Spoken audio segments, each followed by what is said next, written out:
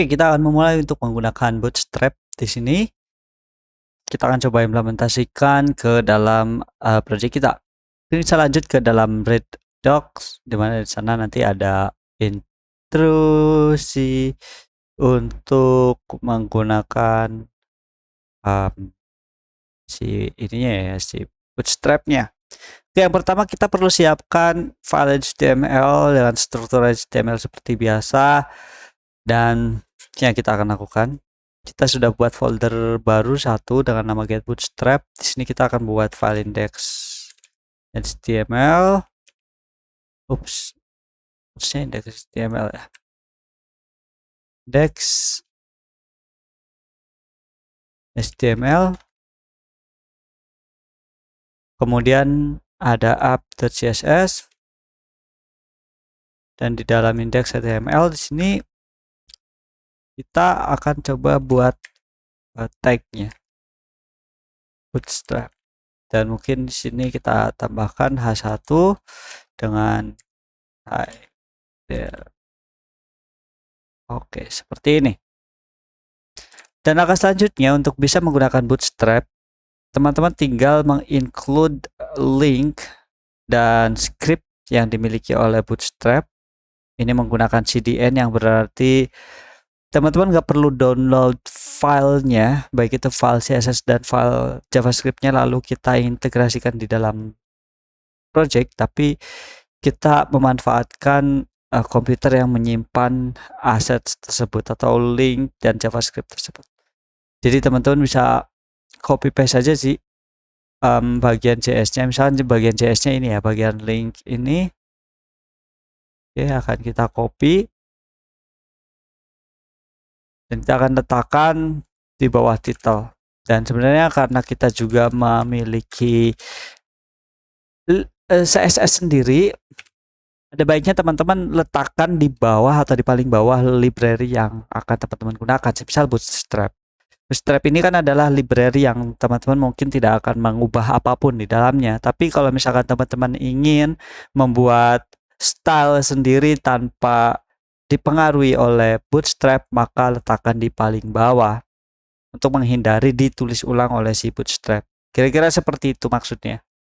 Dan selanjutnya di sini ada dua file JavaScript, di mana file dua JavaScript ini ibaratnya untuk mengaktifkan beberapa fitur ya, seperti popper, kemudian nanti proses layout di dalam menu komponen, beberapa komponen yang membutuhkan JavaScript kayak button yang muncul pop up, atau ya JS komponennya sini ya. JS komponen ada alert, buttons, carousel juga butuh JavaScript-nya, collapse, proses drop down, modals, navbar extend, navbar with tab, kemudian off canvases, scroll spy, toast, sama tooltips. Itu nggak bisa berjalan kalau misalkan di Bootstrap JavaScript-nya itu enggak kita include juga gitu dua link ini. Tapi masih bisa teman-teman pakai komponen lainnya kalau misalkan butuh CSS-nya aja. Gitu sih maksudnya. Jadi agar lebih aman, mungkin kita akan letakkan juga file JavaScript-nya di atas setelah penutup body, tepat sekali di penutup body. Oke. Di sini. Jadi di atas penutup body, di sini saja. Dan coba kita buka di dalam browser ya, bagaimana hasilnya. Oke, di sini ada text hi there yang mungkin teman-teman tidak tahu pengaruhnya jika menggunakan Bootstrap atau tidak. Mungkin saya akan coba tambahkan lorem sebanyak 3 paragraf. Oke, seperti ini. Ini adalah font default atau style default yang dimiliki oleh Bootstrap. Kalau misalkan Bootstrap-nya itu kita nonaktifkan, ya, ini ya outputnya ya. Ini adalah style dari Bootstrap secara otomatis. Dan kalau misalkan kita nonaktifkan, maka bisa teman-teman lihat fontnya berubah, jarak spasinya juga berubah. Jadi untuk Bootstrap pun Dia memiliki style sendiri. Nah, bukan hanya itu saja. Itu adalah hal basic yang dimiliki oleh Bootstrap. Jadi kita sudah menginstal Bootstrap-nya itu sendiri. Dan selanjutnya yang perlu teman-teman kenal adalah di bagian kontainer. Jadi teman-teman sebenarnya bisa sih klik tekan Ctrl K untuk pencarian di atas untuk mencari tentang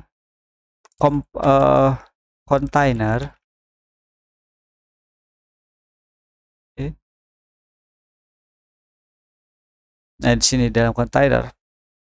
Di dalam kontainer ini ada kelas kontainer dengan max width yang bisa teman-teman lihat perbedaannya. Kemudian ada breakpoint-nya juga. Dimana teman-teman bisa lihat aja sih contohnya kayak kalau misalkan kontainer berarti extra small, small, medium, dan lain-lainnya, maka di tiap-tiap breakpoint ini maka tampilannya akan berubah atau akan mengecil. Oke.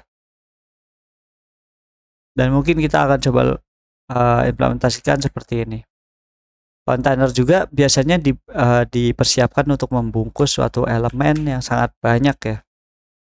Biasanya saya akan coba ketikkan titik kontainer saja seperti ini, lalu ada div dengan kelas tersebut, dan penutupnya coba kita masukkan di bawah P seperti ini. Jadi hi dan paragraf dimasukkan ke dalam kontainer. Dan bisa teman-teman lihat hasilnya akan seperti ini. Dia dibungkus kanan kirinya memiliki space supaya lebih baik. Oke. Dan semakin kita perkecil ukuran layarnya, maka ya dia akan terus mengecil sampai di dalam breakpoint-nya, breakpoint untuk tetap mempertahankan sekitaran sini ya, kisaran 580-an akan mencoba untuk ya menjaga ukuran asli dari si kontennya, kira-kira seperti itu. Dan teman-teman bisa manipulasi lagi dengan cara kayak menambahkan container small, container medium, length, height, excel, fluid. Oke, contohnya mungkin dengan fluid ya. Kita ganti dengan container fluid kayak gini. Kita lihat hasilnya.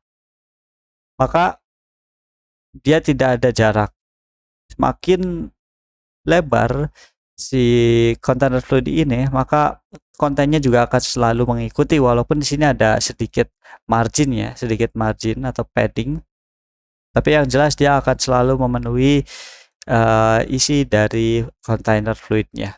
Nah, seperti itu. Dan ada lagi teman-teman bisa tampilkan, misalnya pakai container SM, medium, large, dan lain-lainnya. Ini yang akan kita butuhkan pada saat membuat tampilan secara responsif. Jadi kontainer inilah salah satu utilities atau salah satu fungsi yang bisa kita manfaatkan ke depannya.